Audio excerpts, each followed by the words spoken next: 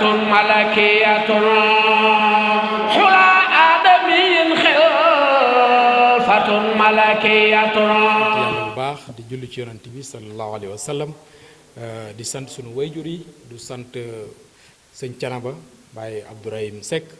moom mi nga xam te ni moom mooy kilifa Canaba gi ngeen may ma bala may dugg ci waxtaan wi rek ma sant école yi nga xam te ni jaar nañ fa yépp tey pour waxtaan ak ñoom sant aussi ñi nga xam te ni ñoo ma accompagné ci mission boobu mu ku mel ni soxna Roqaye Kanji sëriñ Alioune Diallo ak sëriñ Abdou Mbacke Diagne ñoom ñi nga xam te ni ñoom la ñu àndal ci liggéey bi di leen sant yéen ñi nga xamante ni yéen ñu gunge pour lii ñuy def ngeen fësal ko tey nag li ñu yëkkati woon mooy dañu jógoon pour nemmeeku ay école yoo xamante ni ñu ngi ci biir commune bi parce que jamono dañu toll ci jamono joo xamante ni dafa am lu ko lëmbee muy feebar bu ñuy tuddee coronavirus muy mbas mi bi nga xamee ni yàlla dogal na président de la république yëkkati li ñuy tuddee état d'urgence sanitaire maanaam nit ñi mën a delloowaat ci seen i ay activité ci seen ay yëngatu ñiy jaay mën a delloowaat ci jaay mi ñiy jàngale yépp activité mën a doxaat parce que aussi réew mu ndóol la ñu nekk donc activité yi foo muy am na loo xam te ne mënuñu ko permettre suñu bopp bi yàlla dogalee mesure boobu am ñu jàpp ni mesure boobu am na et président rappelé na ni je pense que ak techniciens yi santé yépp que mbas mi jógu fi waaye dañu wut ay pexe pour mën a dund ak moom ci pexe yooyu nag lañu ne woon nañu fexe wut loo xamante ni lu nit ñi di jëfandikoo la ci lieu de rassemblement yi lu mel ni gel wala lu mel ni masque ñu wut ci loo xamante ni une valeur de 700 000 francs jéem ko jébbal école yi nga xamante ni ñu ngi nekk Thiénaba yenn ci ay école ñu tànnoon nag ñeenti école muy école Thiawaare école Kër Malamine école Ndiané ak école Kër Ibra Fall 2 pour àgg fa jébbal leen loolu pour jàppale leen ci fàggandiku gi nga xam ne war nañu ko def ci mbas mi mais aussi pour déglu leen waxtaan ak ñoom mais aussi won leen ni ñu ngi leen di bàyyi xel ndax li tax mooy très souvent nit ñi yenn saa yi bu ñuy séddale xëy na dëkk yi nga xamante ni école établissement wala poste de santé yi nga xam ne nekkuñu ci dëkk yu mag mën nañu am tendance di leen fàtte kon ñun ñu ne nañu dem dimbali leen et d'ailleurs bi ñu demee ci école Kër Ibra Fall directeur bi loolu la ñu wax mu ne c'est la première fois bi mbas mi commencé ba léegi mu gis ku ñëw indil leen jumtuwaay ne leen ngeen dimbali kooku kon loolu day wane ni ñoom ci njaboot gi lañ bokk waruñu leen di fàtte te niñ leen di fàtte ci lii maanaam ñu fàttali leen noonu ci leneen ñu demoon fa aussi pour déglu leen bokk ak ñoom seeni coono parce que jàngale ci dëkku àll coono la jàngale ci dëkku àll sacerdoce la dafa jàngale fépp sacerdoce mais ci dëkk àll la ëppee parce que ku nekk mën naa ut ñafe affectation ba dem ci centre urbain yi mais ñi nga xamante ni ñu ngi ci dëkk àll yi di jàngale wàcc tali bu ñuul bi dox ay kilomètres wala yéeg rang-rang fa ngay jàngale amul ndox maanaam wala amul courant nga toog fa di jàngale ameen nañ la njukkal asfar nga moom koy defal kon ñoom ñi nga xamante ni ñooy jàngale dans ces établissements et dans tous les établissements de la commune et du Sénégal en général ñun population yi dëkki commune bi ameen nañ leen njukkal ameen nañ leen jaajëf ameen nañ leen remerciement xëy na seen métier la xëy na seen passion la mais aussi ñu ngi koy def defin bu mucc ayib parce que boo déggee témoignage yi nga xamante ni différents chefs d'établissement yi def nañ ko ci jàngalekat yi loolu dafay nekk loo xamante ni lu dal xel la leneen li ci dolliku mooy ñu constater aussi situation établissement yooyu ñeenti écoles yi yàlla def ñu visiter tey amul benn bu ci am clôture ñeenti écoles yépp et loolu nag mu ñu interpeller ñun non seulement en tant qu'autorité mais en tant que doomu dëkk bi doomi Thiénaba doomi commune Thiénaba loolu du ñuy interpeller pour wax ni ay urgence la yoo xamante ni mairie bi war na ko jël en charge mais aussi population war nañ ci jàpp pour que question yooyu ñu mën ko jël en charge bu ñu féliciter enseignants yi corps enseignants yi yooyu ba pare dañuy féliciter population yi parce que c'est vrai seeni doom la ñuy jàngal waaye mobilisation bi ñu ci def ou à travers les associations de parents d'élèves ou à travers les comités de gestion dafay wane ni ñoom ñiy jàngal seeni doom naam ñu ngi leen di jàngal ñu ngi def ay effort di def ay sacrifice mais ñoom aussi li ñuy def ñoom ñor na leen ba ñoom ñu bokk ci dugal ci seen loxo kon ñu ngi leen di sant di leen gërëm ci loolu di leen féliciter daanu nag dajul suuf parce que li ñu bëggoon li ñu bëgg ci école yëpp mënuñu ko am parce que ñun dañu am ñeewantal ci xale yi mais dañu am ñeewantal ci ñi leen di jàngal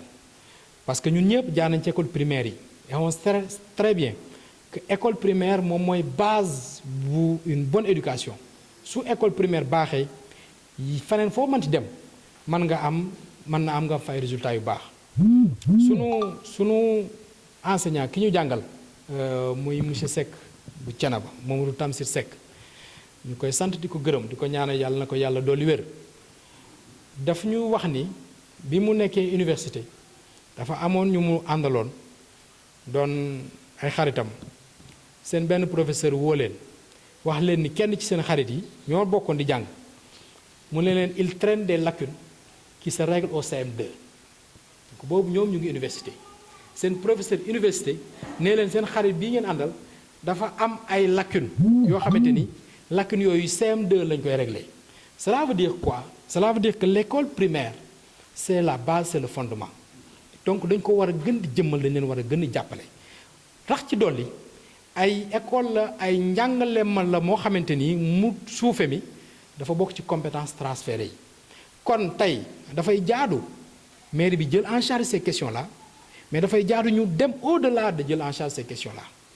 parce que gis nañ dëkk bi am na ñoo xam te ni soxla nañ Thiénaba am na ñoo xam te ni soxla nañ suufu Thiénaba muy ay investisseurs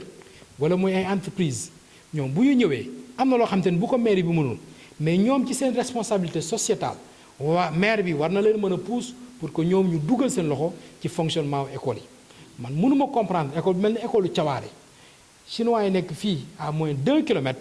amul en tout cas yëgaguma loo xamante ni def nañ ko ci école Thiawaare alors que mur école Thiawaare farata la naka noonu école Kër Malamine wala école Ndiané wala école Kër Ibra Fall donc loolu dañu bëggoon bokk ak jàngalekat yi ak responsable d'établissement yi pour wax leen ni ñun doomi dëkk bi ñu ngi leen di bàyyi xel di leen massaw te lépp loo xamante ni mën nañ ko muy jóge ci làmmiñ wala muy jóge ci poos wala muy jóge ci tànk incha allah dinañ ko def pour gën a ñoŋal seen i nekkin pour gën a ñoŋal aussi seen i conditions d'exercice de leur métier. ñu laaj bu mujj bi jëm ci wàllu gestion carrière suuf Thiénaba ñu gis ne conseil municipal mettre en place une commission d'enquête ba mu am ay chiffres yu dérisoires yoo xam ne fësaloon na ko am na bërëb bi sax mu juddu dem ba porter plainte ñuy wax détournement ci ay koppar lu bari yow en tant que élu nekk premier adjoint au maire ban jàngat la ci. waaw jàngat bi ñu ciy jëkk am de mooy dañ koy naqarlu ndax fu ñu dégg lu mel noonu muy Thiénaba muy faneen dañ koy naqarlu duñu ci mën a sori nag ndax dañu ne dossier la boo xamante ni jébbal nañ ko yoon comme jébbal nañ ko yoon ba yoon di def liggéeyam am na loo xam ne duñ ci dugg xamuñu ku def ak ku deful waaye li ñu xam mooy fi jamono toll war nañoo weesu ñuy arrivé ci situation yu mel nii li tax war nañoo weesu ñuy arrivé ci situation yu mel nii mooy outils yi nga xamante ni jumtuwaay yi nga xamante ni day permettre nit di def une gestion transparente dañu disponible maanaam dafa jàppandi ba nga xamante ni suñu ñëwee ba ñëw ñu ne ñu lu mel ni am na te lu mel ni bi muy am ñu ngi ko constaté je parle de mémoire ci compte administratif 2019 ba tey ñu ngi 2021 te yéex nañ ko constaté kon ça veut dire que instrument yi nga xamante ni jumtuwaay yi nga xam ne war nañ ko utiliser pour di mën a saytu suñuy mbir di mën a organiser suñu gestion kon utiliser wuñ ko kon loolu vraiment buñ ci accès c'est regrettable maintenant nag comme yëf yi mu ngi ci yoon bëgguñu ci sori waaye li ñuy wax ni suñu tolloo jamono ba nga xamante ni am na yoo xamante ni saa yoo ko laalee yëngal xolu nit ñi muy wàllu suuf parce que loolu la nit ñi am je pense que boo koy laal que mu nekk carrière que mu nekk toolu jàmbur que mu nekk ay lotissement lépp loo ci mënti def war nga ko def ci transparence war nga ko def ci bàyyi nit ñi xel war nga ko def ci xam ni lii du sa mbir lu ñu dajaloo dénk la ko la nga yor ko yorin woo xam ne yorin wu mucc ayib la waaye loolu lépp li ko indi ci commune Thiénaba mooy malheureusement li ñu démarré dañ ko continuer wul parce que damay wax très souvent ni gestion wu commune maire yi li leen yàlla li leen loi bi may ci possibilité suñu xamul nuñ ko utiliser très souvent dañuy def ay dérives parce que bu dul l'assemblée des conseillers qui est le conseil municipal qui délibère maire bi dafa yor cëggal guyam maanaam ci ni ma ko mën a waxee tey le premier adjoint au maire ou le deuxième adjoint au maire mënuñu téye loxo maire ne ko tey di nga def lii par force mënuñu ko orienter moo tax code bi dafa prévoir lu ñuy tuddee le bureau municipal et bureau municipal boobu mu ngi composé wu maire ak ay adjoint moo xam no adjoint yi toll ak képp kuñ ci bëgg a toftal bu fekkee jàpp nañ ne li ñuy waxtaane loolu moom kooku am na ci xam-xam ak secrétaire municipal bi leen di accompagner ci foofu ci bureau municipal bi fa la ñuy tëggee lu bari fa la ñuy saytoo lu bari fa la ñuy liggéeyee lu bari ba la ñu ko yóbbu ci plénière bi lu jiitu loolu commission yi bu ci nekk dina def liggéeyam bu dee commission finance bu dee commission domaniale bu dee commission environnement dañu def liggéeyam mais lépp lu ñëw bu ñu dajaloo ba bureau municipal bi dajale waxtaan ci ne nii lañ koy tënkee parce que xelu kenn nit doyul ñi jàng sax ba li ñu jàng ñu noot ko am ci xam-xam bu ñépp ràññee fu ñu toog dañuy wut ñu nekk seen wet toog ak ñoom di xalaatandoog ñoom di defandoog ñoom di ndéendeeg ñu nekk ñoom président de la république moom la ñuy wax ci tubaab clé de voûte des institutions moom rek moo am possibilité tey ama bu ko neexoon tey balaay ngoon mu def la ministre wala mu def la ambassadeur moom ci boppam am na loo xam te ni bu ko dee jël dana woo ay ñooñam toog waxtaan ak ñoom moom ci boppam constitution da koo tënk ba am na foo xam te ni du ko jéggi pour wane ni nit benn nit du moom moo mën a xam lépp moo tax code des collectivités locales tëggee noonu du obligation nag du obligation mais loolu mooy ñoo nga liggéey bi tey fii ñu tey problème bi ñu wax su fekkoon bureau municipal ñu ngi réunir li Masamba xamul ma Demba mën ko xam loo li ko rëcc ci yër soxna Ayda mën ko dimbali ba moom mu xam loolu kon du ñu agsi fii dinañ am yenn joyante yoo xam ne dinañ ko def ba nañu agsi fii malheureusement loolu amul commune Thiénaba et très souvent des fois dañuy wax ni gisuñu adjoint au maire gisuñu premier adjoint gisuñu deuxième adjoint mais dafay am loo xamante ni aussi su fekkee dañ la ko nu ñu lay waxee da nga yemandoog ñépp ci mbir yi maanaam da nga xëy rek sotti ñu woo la nee la kaay ci lii am na loo xamante ni mënoo ko taxawee parce que bu boobaa soit da ngay bokk ci ñu koy def parce que boo ñëwee nga ne d'accord ma fokk béy boobu béy wéy na mbees parce que aussi ci communes yi ak toutes les assemblées électives su fekkee majorité mécanique dafa nekk yow boo ñëwee mën ngaa wax bu suba mais majorité mécanique boobu moom mooy dicter loi dafay interpeller nag population yi ci ëllëg ak gannaaw ëllëg bés bu ñuy falati assemblée yoo xamante ni ña fay nekk dañuy war di dajaloo pour xalaatal askan wi ñu xool ñañ fay yóbbu ñoo xamante ni bu ñu fa demee tey man Thiénaba bu ma toogee conseil municipal waruma faa toogal AFP wala APR wala Benno Bokk Yaakaar wala PDS mais Thiénaba laa fa war a toogal intérêt Thiénaba moom fa war a toog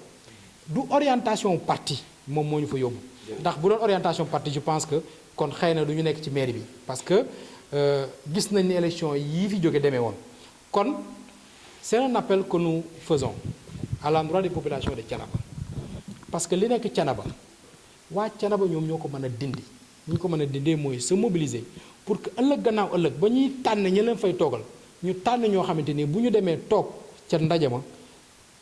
intérêt Thiénaba moom moo leen di jiital du seen intérêt bopp du seen intérêt collègue politique du seen intérêt leader politique mais intérêt Thiénaba te loolu nag ngeen may ma moo surtout orienté ci jeunes yi je pense que dafa jot tey que les jeunes de Thiénaba ci boor politique bu ñu mënti nekk parce que wax naa ko léegi affaire u Thiénaba du affaire u parti politique affaire fu ñu dëkk la tey ku yàlla moomoon fii Thiénaba la ne yóbbu suul la fa ku am sa teraanga Thiénaba nga koy indi kon ñun ndawi Thiénaba ñu ñoo war a dajaloo mbéjum kanam borom a koy fajal boppam ñun ñoo war a dajaloo def benn say li nekk Thiénaba ñu dindi ko parce que Thiénaba ci développement waroon na romb fii lu tax romb ko nag je pense que ce sont les jeunes ñoo mobilisé wul woon mais il est temps aujourd'hui et c'est une satisfaction aussi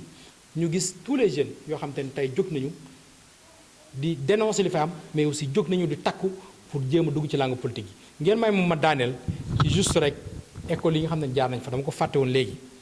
beneen satisfaction bu ñu ci am mooy école buñ ci mënti dem gis nañ fa doomu Thiénaba di jàngale ci école ba te seen directeur def ay témoignages yu rafet muy ci école Ndiané bi nga xam te ni fa lañ fekk Pape Mor Sylla muy ci école Kër Malamine bu ngeen fekk fa lañ fekk Mati Khoule ak Matar Ndoye ak ci école Thiawaare bii nga xam te ni Alioune Diallo fi lay jàngalee mais aussi Talla mi fi lay jàngalee te ñoom ñëpp seen responsable d'établissement yi wax ci ñoom ay wax yu rafet ce qui veut dire que jeunes yi Thiénaba yi am nañ fulla am nañ fayda ba fu ñu nekk loolu la ñuy wone kon il est grand temps ñu wone ko ci lu jàll jëm ci gestion commune Thiénaba salaamaaleykum xula aadamiyin xel fatun malakiyatun